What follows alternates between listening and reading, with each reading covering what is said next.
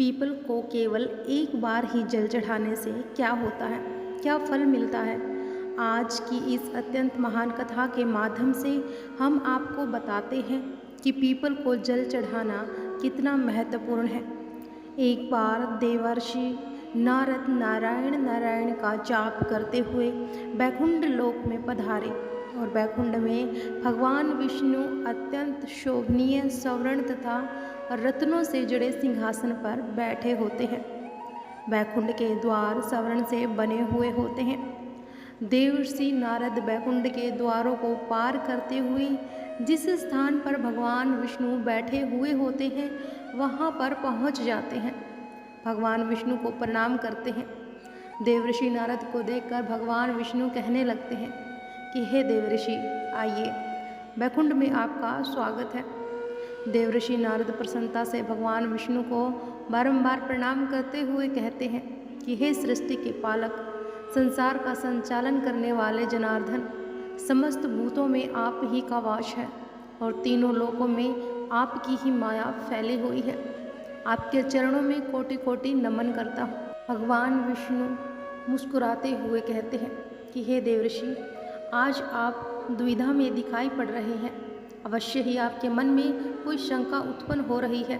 अवश्य ही आप आज कोई समाचार लेकर आए हैं। तो देवर्षि कहते हैं कि हे प्रभु, आप तो सर्वज्ञाता हैं। तीनों लोकों में निवास करने वाले सभी प्राणियों के अंदर आप ही का वास है। आपसे कुछ भी छुपा नहीं है। हे प्रभु, मैं आज वैकुंठ किस कारण से आया हूँ, यह भी आप भली भांति जानते हैं। यह भी जानते हैं कि मैं किस कारण से चिंतित हूँ। तो भगवान विष्णु कहते हैं कि हे देवर्षि, जानता हूँ कि आप चिंतित क्यों हो और आपकी इस अवस्था में को मैं समझता हूँ। आज आप जिस शंका को दूर करने के लिए आए हैं वह समस्त मानव जाति के कल्याण के लिए ही है। इसीलिए आप निसंकोच होकर पूछिए। फिर देवर्षि नारद कहने लगते हैं कि हे प्रभु, मैंने आज कुछ मनुष्यों को पीपल का वृक्ष तोड़ते हुए देखा है। वह वृक्ष बहुत पीड़ा में था और मनुष्य बिना सोचे समझे ही पीपल के वृक्ष को तोड़ रहे थे। हे प्रभु, पीपल में तो आपका ही वास है। हे प्रभु, आप ही ने कहा था कि वृक्षों में आप पीपल हैं, तो फिर मनुष्य ऐसा पाप क्यों करते हैं। मैं यह भी जानना चाहता हूँ कि पीपल के वृक्ष को जल देने से मनुष्य को कौन सा फल मिलता है और पीपल को जल कब देना चाहिए, किस दिन इसकी पूजा करनी चाहिए। तो भगवान विष्णु कहते हैं कि हे देवर्षि, आप सत्य ही कहते हैं। वृक्षों में मैं पीपल हूँ और पीपल के वृक्ष में मेरा ही वास है। पीपल के महत्व को बताने से पहले मैं आपको एक प्राचीन कथा सुनाता हूँ। इस कथा के माध्यम से आपको आपके सभी प्रश्नों के उत्तर मिल जाएंगे। जो भी मनुष्य इस कथा को एक बार सुन लेता है उसके सारे पाप नष्ट हो जाते हैं। जो इसे बार बार सुनता है उसके सभी दुख दूर होते हैं। उसे धन धान्य की प्राप्ति होती है और पीपल के महात्म्य की इस कथा का प्रचार जो करता है उसे विष्णु लोक की प्राप्ति होती है। हे देवर्षि कहते हैं कि हे प्रभु, इस कथा को सुनने की मेरी तीव्र इच्छा हो रही है। आप जल्दी से इस महान कथा को मुझे सुनाएं। मैं इसे ध्यान से पूरा सुनता हूँ और इसका तीनों लोकों में प्रचार करता हूँ। श्री हरि कहते हैं कि हे देवर्षि, चिन काल में एक अत्यंत शोभमान नगरी थी जिसका नाम नंदीग्राम था। उस नगरी में पुष्कर नाम के एक श्रेष्ठ ब्राह्मण रहा करते थे। वे सदैव ही धर्म के अनुष्ठान में लगे रहने वाले, सभी पशु पक्षियों की सेवा करने वाले इंसान थे। उनके आश्रम में एक प्राचीन पीपल का वृक्ष था जिसकी वह ब्राह्मण नित्य पूजा किया करता था। नित्य उस पीपल के वृक्ष को जल दिया करता था। वह एकादशी का व्रत करके पीपल को जल देकर उसकी प्रदक्षिणा करता था और बाहर जाते समय वह रोज पीपल को नमस्कार किया करता था। इस प्रकार से उस ब्राह्मण ने उस पीपल के वृक्ष की पूजा करके बहुत सारा पुण्य अर्जित कर लिया था। फिर एक दिन एक भयंकर राक्षस भोजन की तलाश में उस पुष्कर ब्राह्मण के आश्रम में आता है और इधर उधर देखने लगता है। तभी वह ब्राह्मण कुटिया से बाहर आकर देखता है तो एक भीम कायम राक्षस वहाँ पर खड़ा हुआ है। अब जैसे ही वह राक्षस उस ब्राह्मण को देखता है तो कहने लगता है कि अरे वाह, आज तो बहुत ही सुंदर और ताज़ा ताज़ा मांस खाने को मिलेगा। यह ब्राह्मण तो बहुत ही जवान, सुंदर और गुणवान दिखाई पड़ रहा है, मैं इसी को चबा डालता हूँ। उस राक्षस को देखकर वह ब्राह्मण बिल्कुल भी भयभीत नहीं होता है। उस राक्षस से कहने लगता है कि हे राक्षस, इस गरीब की कुटिया में तुम्हारा स्वागत है। तुम बहुत भूखे दिखाई दे रहे हो, कहो तुम्हें भोजन में क्या दूँ। तो ब्राह्मण ने इस प्रकार के वचन सुनकर वह राक्षस आश्चर्य में पड़ जाता है और सोचने लगता है कि बड़े आश्चर्य की बात है, यह ब्राह्मण मुझसे जरा सा भी भयभीत नहीं है, यह अवश्य कोई बड़ा तपस्वी दिखाई पड़ रहा है। तब वह राक्षस कहने लगता है कि हे महात्मा, आप कौन हैं और इस वन में क्यों रह रहे हैं? आपको मुझे देखकर बिल्कुल भी डर नहीं लगा? तब वह ब्राह्मण कहते हैं कि हे राक्षस, मैं भगवान विष्णु का भगत हूँ, मुझे संसार में किसी भी चीज़ का कोई भय नहीं है, इसीलिए तुम बताओ तुम्हें क्या चाहिए? तुम्हारी जो भी इच्छा हो वह पूरी की जाएगी। आओ इस वृक्ष के नीचे आसन ग्रहण करो। तब वह राक्षस जैसे ही उस वृक्ष के नीचे चला जाता है तो उसका शरीर जलने लगता है और वह तुरंत ही उसकी मृत्यु हो जाती है। एक दिव्य मनुष्य उस राक्षस के शरीर से बाहर निकल आता है और उस मनुष्य को राक्षस की योनि से मुक्ति मिलती है। वह मनुष्य बड़ा ही प्रसन्न हो जाता है और ब्राह्मण से कहने लगता है कि हे ब्राह्मण देवता, यह कैसा चमत्कार है, यह कौन सा वृक्ष है जिसके नीचे ठहरते ही मुझे मुक्ति मिल गई। तब वह ब्राह्मण कहता है कि हे महात्मा, यह पीपल का वृक्ष है, यह साक्षात भगवान विष्णु का ही रूप है, यह सभी पापों का नाश करने वाला है और इस वृक्ष के सानिध्य में आने से तुम्हारे सभी पाप नष्ट हो गए हैं। फिर वह दिव्य पुरुष स्वर्ग की ओर जाने लगता है। फिर एक दिन यमराज अपने दूतों को बुलाते हैं और कहते हैं कि हे दूतों, तुम जाओ और नंदीग्राम में निवास करने वाले पुष्कर नाम के ब्राह्मण को पकड़कर यहाँ लेकर आओ। यमराज का आदेश पाकर वे दूत यमलोक से धरती पर आते हैं और उस ब्राह्मण को जीवित ही पकड़कर यमलोक ले जाने लगते हैं। रास्ते में महात्मा पुष्कर उन दूतों से कहने लगते हैं कि हे दूतों, तुम यह क्या कर रहे हो? मेरी तो मृत्यु भी नहीं हुई है और तुम मुझे पकड़कर यमलोक लेकर क्यों जा रहे हो? तो फिर वे दूत कहते हैं, अरे ब्राह्मण, तू चुपचाप हमारे साथ चल, खुद यमराज ने हमें तुझे उठाकर लाने का आदेश दिया है। पता नहीं तूने ऐसा कौन सा भयंकर अपराध किया है, हम भी जानना चाहते हैं कि तूने कौन सा पाप किया है। फिर वह ब्राह्मण शांत रहकर उन यमदूतों के साथ यमलोक जाने लगता है और यम के दूतों को भी बड़ा आश्चर्य होता है कि यह ब्राह्मण ना तो विलाप कर रहा है और ना ही दुखी हो रहा है। हम जिन भी प्राणियों को उठा कर लाते हैं या तो वे जोर जोर से विलाप करते हैं या फिर वे डरे हुए होते हैं। फिर यमदूत उस ब्राह्मण को लेकर यमराज के सामने उपस्थित हो जाते हैं। हम जैसे ही यमराज उस ब्राह्मण को देखते हैं तो वे भयभीत हो जाते हैं। उन दूतों से कहने लगते हैं, अरे दूतों, तुमने यह क्या किया? तुम किसे उठा कर लाए हो? मैंने तुम्हें दूसरे पुष्कर नाम के व्यक्ति को लाने के लिए कहा था, जिसकी मृत्यु हो चुकी है, और तुम लोगों ने बड़ी भूल की है जो इन महात्मा को उठाकर यमलोक लेकर आ गए। इनका स्थान यहाँ पर नहीं है, इनका स्थान भगवान विष्णु के शरणों में है। भगवान विष्णु की भक्ति करने वाले और नित्य पीपल की पूजा करने वाले इन महात्मा को उनकी इच्छा के बिना यहाँ पर उठा कर लाना घोर पाप है। तब वे यमदूत कहते हैं, धर्मराज, हमें क्षमा करें, हमसे बड़ी भूल हुई है। फिर वे यम के दूत उस ब्राह्मण से क्षमा मांगते हैं और ब्राह्मण भी उन्हें क्षमा कर देते हैं।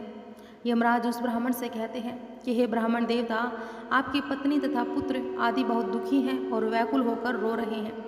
कृपया आप वापस अपने घर चले जाएं। अपने दूतों की भूल के लिए मैं आपसे क्षमा मांगता हूँ। कृपया आप अपने घर की ओर लौट जाइए। फिर वह ब्राह्मण कहता है कि हे धर्मराज, मैं आपको प्रणाम करता हूँ। इन दूतों से जो भूल हुई है उसके लिए तो मैं उनका आभारी हूँ। उनकी भूल के कारण मुझे जीवित रहते हुए आपके दर्शन करने का सौभाग्य प्राप्त हुआ है। ऐसा सौभाग्य बार बार किसे मिलता है?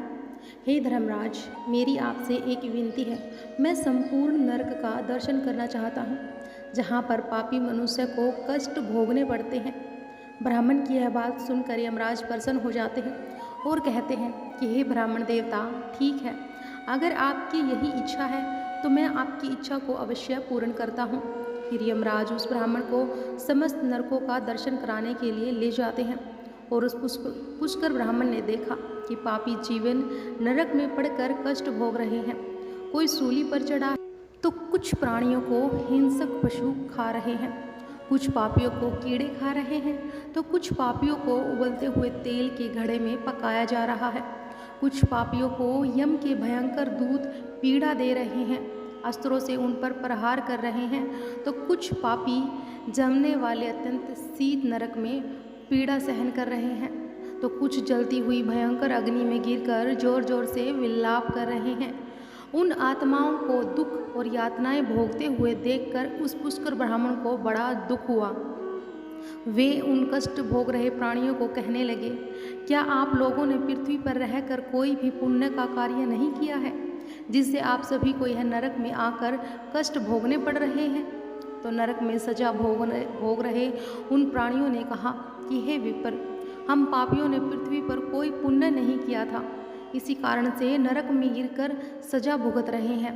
हमने पराई स्त्रियों से संबंध बनाए, दूसरों के घर में चोरियां की, निष्पाप पशुओं की हत्या की, दूसरे पर झूठे आरोप लगाए, अतिथियों का अनादर किया, व्यभिचार किया। ऐसे अनेक पापों के कारण हम सभी नरक की अग्नि में जल रहे हैं।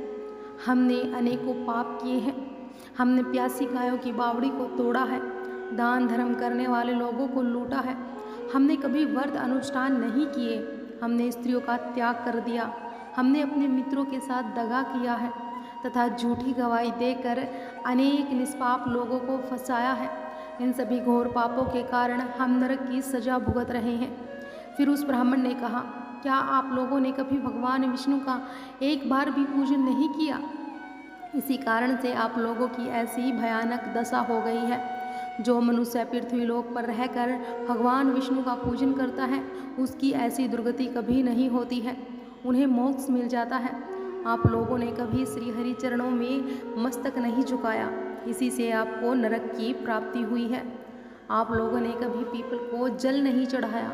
पीपल को जल चढ़ाने से जन्मों जन्मों के पाप नष्ट होते हैं। फिर वे नरकीय जीव कहने लगे, हे ब्राह्मण देवता, हमारा अंतकरण अपवित्र है, हमने अपने पापों से भयंकर दुख भोग रहे हैं। नरक की अग्नि से हमारा शरीर जल रहा है, किंतु जो हवा आपके शरीर को छूकर हमारी ओर आ रही है, वह हवा हमें आनंद प्रदान कर रही है।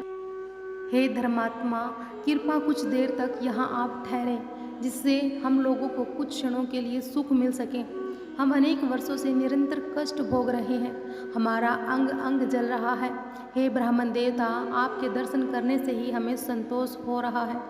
कृपा आप हम पापियों पर थोड़ी सी दया कीजिए।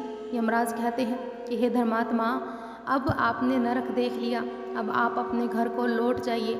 आपकी पत्नी शोक में डूब रही है। वह ब्राह्मण बोलता है कि हे धर्मराज, इन प्राणियों को दुख में देखकर मैं कैसे चला जाऊं? इनकी दुख भरी आवाज़ कानों में पड़ती है तो मुझे बहुत दुख होता है। आपके यमदूतों के द्वारा मार खाकर और अग्नि की ज्वाला में गिरे हुए इन नरकीय जीवों की यह दयनीय पुकार सुने। इन जीवों के मुख से निकली हुई ध्वनि मुझे सुनाई दे रही है। हाय, मुझे बचाओ, मेरी रक्षा करो। मैं समस्त भूतों के विराजित भगवान विष्णु की आराधना करता हूँ। यदि मैं इन दुखी प्राणियों को दुर्लभ कर दूँ तो मेरा जीवन व्यर्थ हो जाएगा। यमराज कहने लगे कि हे ब्राह्मण श्रेष्ठ, आपको इन पापियों की चिंता नहीं करनी चाहिए। सभी अपने कर्मों का फल भुगत रहे हैं, तो ईश्वर ने ही इनके लिए इस दंड का प्रावधान किया है, ताकि इनकी आत्मा की शुद्धि हो सके, और इनके लिए कुछ भी नहीं कर सकते। इन्हें नरक की सजा भुगतनी ही पड़ेगी। लेकिन फिर भी वह ब्राह्मण नहीं माना और उसने नरकीय जीवों को मुक्ति दिलाने के लिए भगवान विष्णु से प्रार्थना करना शुरू कर दिया। वह ब्राह्मण भगवान विष्णु से प्रार्थना करते हुए कहने लगे कि हे प्रभु, अगर मैंने सच्चे मन से आपकी आराधना की है और हर क्षण आप ही के नाम का जाप किया है, तो मैंने अपना संपूर्ण जीवन केवल आपकी भक्ति में ही समर्पित किया है, तो मैं अपना सारा पुण्य इन पापी आत्माओं को देता हूँ। आप इन्हें कष्ट से मुक्त कीजिए, इन्हें नरक की यातना से मुक्त कीजिए। हे कृष्ण, हे जगन्नाथ, हे विष्णु, यहाँ इस नरक में पड़े हुए यातना को भोग रहे सभी जीवों की रक्षा कीजिए। अब पुष्कर ब्राह्मण के द्वारा इतना कहते ही उस नरक के जीवों को तुरंत कष्ट से मुक्ति मिल गई और सभी नरक को छोड़कर स्वर्ग की ओर जाने लगे। नरक के जीव कहने लगे कि हे ब्राह्मण देवता, आपकी सदा ही जय हो। आपकी कृपा से हम पापियों को मुक्ति मिली है। और इस प्रकार के गुणगान करते हुए वे सभी नरक के प्राणी स्वर्ग की ओर जाने लगे, किंतु उनमें से कुछ जीव अभी भी उस नरक में ही कष्ट भोग रहे थे। उनको मुक्ति नहीं मिली और इस अद्भुत चमत्कार को देखकर यमराज आश्चर्य में पड़ गए। यमराज सोचने लगे, ये तो असंभव है। कौन से पुण्य के प्रभाव से इस ब्राह्मण ने इस नरक के प्राणियों को मुक्ति दिलाई है। फिर उस स्थान पर भगवान विष्णु प्रकट होते हैं। वह ब्राह्मण और यमराज भगवान विष्णु को नमस्कार करते हैं। यमराज भगवान विष्णु से पूछने लगते हैं कि हे प्रभु, इस ब्राह्मण ने ऐसा कौन सा पुण्य किया है जो एक ही बार में इसने इतने सारे नरक के प्राणियों को मुक्ति दिलाई है, और किस पाप के कारण यह नरक के जीव अभी भी सजा भुगत रहे हैं। तब भगवान विष्णु कहते हैं कि हे धर्मराज, इस ब्राह्मण ने पीपल के वृक्ष को नित्य जल दिया है, उस वृक्ष का पूजन किया है, और इसी कारण से यह इतना बड़ा पुण्यात्मा बन गया है कि इसमें नरक के जीवों को मुक्ति दिलाने का सामर्थ्य आ गया है।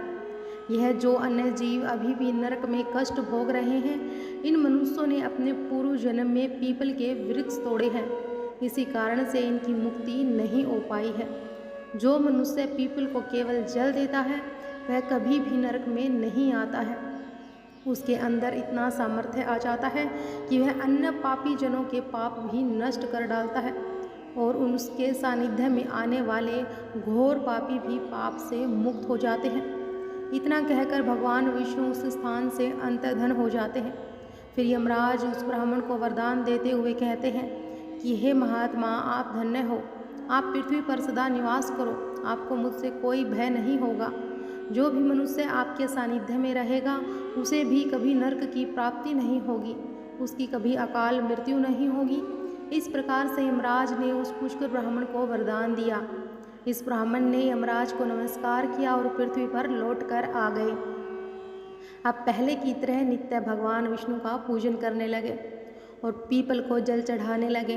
भगवान विष्णु नारद से कहते हैं, हे नारद, इस प्रकार से मैंने तुम्हें पीपल को जल देने का महात्म्य सुना दिया। जो भी मनुष्य पुष्कर की इस कथा को सुनता है, उसके समस्त पापों का नाश हो जाता है। भगवान विष्णु ने पीपल को जल देने का महत्व महर्षि नारद को सुनाया। आप भी पीपल को जल अवश्य दें, और शनिवार को पीपल के नीचे सरसों के तेल का दीपक अपने पितरों के लिए अवश्य जलाएं। प्रत्येक एकादशी के दिन पीपल को जल देकर उसकी प्रदक्षिणा करें। आपके समस्त दुख कष्ट समाप्त होंगे। आपको यह कथा कैसी लगी, कमेंट बॉक्स में कमेंट करके हमें ज़रूर बताइएगा। और रविवार को भूल कर भी पीपल के नीचे ना जाएं और ना ही पीपल को छुएं, क्योंकि इस दिन पीपल के नीचे लक्ष्मी का निवास होता है। अगर आपको हमारी यह वीडियो पसंद आई हो तो वीडियो को लाइक और शेयर भी जरूर करना। कमेंट्स में जय श्री हरि जरूर लिखना। हर हर महादेव।